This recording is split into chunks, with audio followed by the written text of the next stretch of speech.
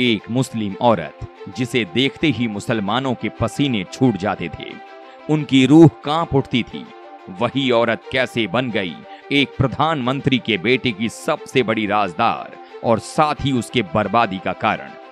उस औरत की कहानी बस इतनी नहीं है, बल्कि अंडरवर्ल्ड सरगना हाजी मस्तान के साथ भी उसके कई दिलचस्प किस्से हैं।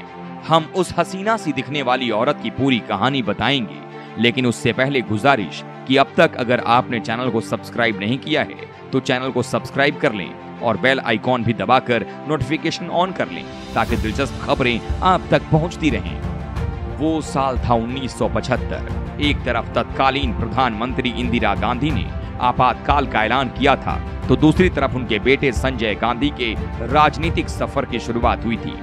इस सफर ने इस तेजी से रफ्तार पकड़ी कि जल्द ही संजय गांधी को समानांतर सत्ता केंद्र कहा जाने लगा। उन्होंने आपातकाल के दिनों में एक 5 सूत्री कार्यक्रम लागू किया। साक्षरता, सौंदर्यीकरण, वृक्षारोपण, दहेज प्रथा, जाति उन्मूलन और परिवार नियोजन इसका हिस्सा थी। लेकिन इनमें भी संजय गांधी के लिए सबसे अहम था परिवार नियोजन। उनका मानना था कि जिस आबादी को देश की सारी समस्याओं की जड़ बताया जा रहा है, उस पर अगर वे लगाम लगा सकें तो तुरंत ही देश और दुनिया में वे एक प्रभावशाली नेता के तौर पर स्थापित हो जाएंगे। माना जाता है कि इसी के चलते उन्होंने सारी सरकारी मशीनरी को इस काम में झोंक दिया। संजय गांधी इस काम की शुरुआत राजधानी और उसमें भी पुरानी दिल्ली से करना चाहते थे।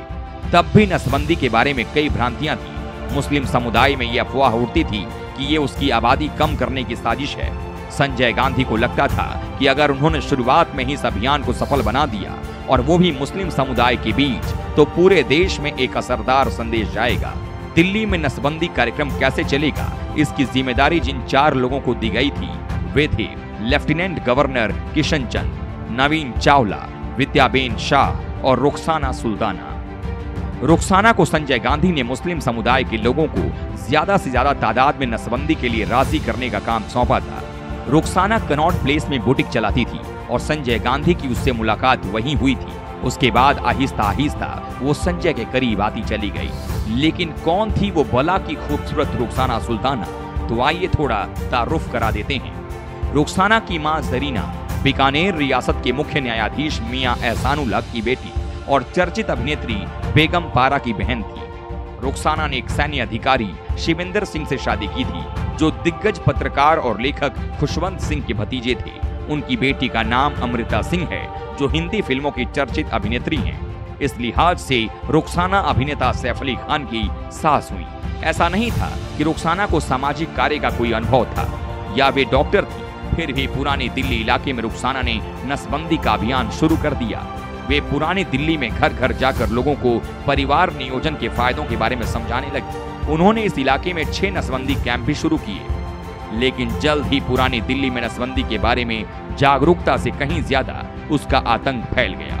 खबरें आने लगी कि महीने का टारगेट पूरा करने के लिए लोगों को जबरन पकड़कर उनकी नसबंदी की जा रही है और इसमें 60 साल के बुजुर्गों और 18 साल के नौजवानों को भी नहीं बख्शा जा रहा।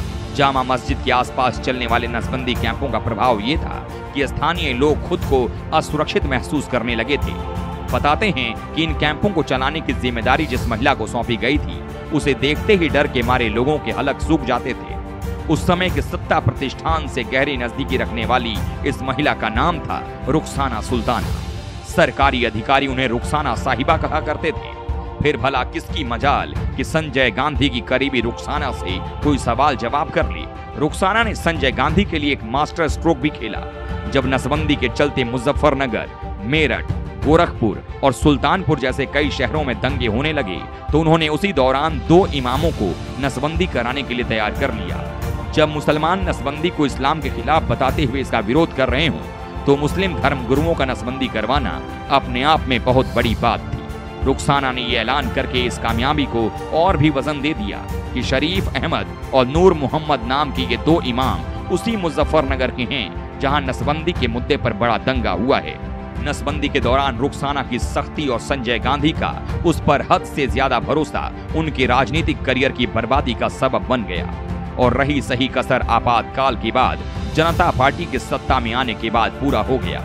आपातकाल के बाद जब जनता पार्टी की सरकार आई तो रुखसाना नेपथ्य में चली गईं। इसके बाद उनके बारे में ज्यादा कुछ नहीं सुना गया, लेकिन रुखसाना की एक दिलचस्प कहानी अंडरवर्ल्ड डॉन हाजी मस्तान के साथ भी जुड़ा। दरअसल रुखसाना कैमी कंपनी का साबुन इस्तेमाल करती थी, जो उस वक्त भारत में स्मगलिंग के जरिए मंगाया जाता था। रुखसाना भी साबुन के लिए यही जरिया अपनाती थी। एक बार जब वो साबुन लाने दिल्ली से बंबई पहुंची, वहां मार्केट कॉम्प्लेक्स के बाहर गाड़ी पार्क कर वो साबुन लाने अंदर चली गई। वहां उसे साबुन तो नहीं मिला, लेकिन निराश होकर जब लौटी तो अपने कार का नजारा देखकर हैरान हो गई। कार की पिछली सीट कैमी साबुन से भरे थे और वहीं पास में एक शख्स खड़ा था, जिसका परिचय हाजी मस्तान के तौर पर हुआ। ये वो घटना थी जिसने रुखसाना की पहचान अंडरवर्ल्ड के गलियारों तक करवा दी और वो सुर्खियों में आ गई। उसी दौर में 1983 में रुखसाना तब चर्चा में आई जब उनकी बेटी अमृता सिंह की पहली फिल्म बेताब रिलीज हुई थी। एक साल में 13,000 नसबंदी करवाकर मुसलमानों के लिए खौफ का दूसरा नाम बनी रुखसाना सुल्ताना की ये कहानी आपको कैसी लगी? अपनी राय कमेंट बॉक्स में जरूर दें और चैनल को लाइक और सब्सक्राइब जरूर कर लें।